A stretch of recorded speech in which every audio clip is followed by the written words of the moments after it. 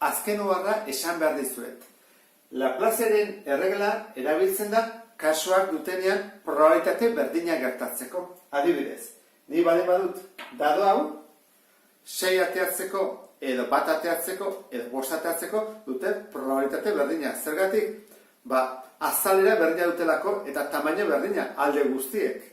Alde bat bali bada handiagoa bestea baino, orduan ezin dugu erauntar egin. Adibidez, ni bali badut txampuna izan berrian, botatzen badut pieza hau, zer gertatzen zaigu? Horrela gelditzeko edo horrela gelditzeko probabilitatea ez dela berdina, ez da 0,5 eta 0,5. Esperimentua egin beharko nuke. Hasi botatzen, eta seguraski ikusiko genuke horrela gelditzea 0,6 dela, gutxi gora bera, eta horrela 0,3. Zer gertatzen da, adibidez, horako gantxilloekin. Hau erortzen bat zaizue, normalean ez da horrela erortzen da horrela. Zergatik, probabilitate gehiago dagolako, hemen ikusten zuten bezala, aurra delako.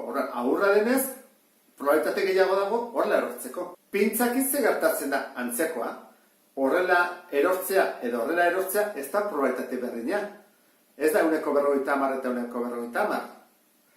Orduan, kalkulatu inbarko egunuke. Eta zer egiten dugu? Botatzen dugu askotan, adibidez 40 aldiz, 50 aldiz, eta hor jakin dezakegu probabilitatea bakoitzaren zen baden. Eta beste bada, sandwicha egiteko olako ogi bat dugunean. Horrela erortzea edo horrela erortzea probabilitatea da berdina.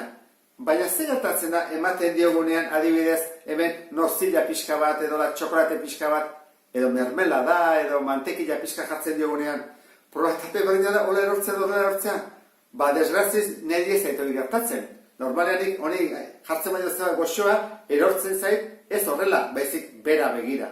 Hori ere probabilitatea ez da 150, aldatuten da. Kalkulatu beharko nuke, esperimentua.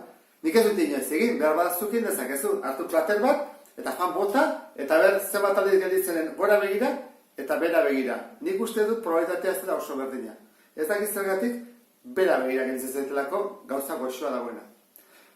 Beste bat arte, ondo izan, agur.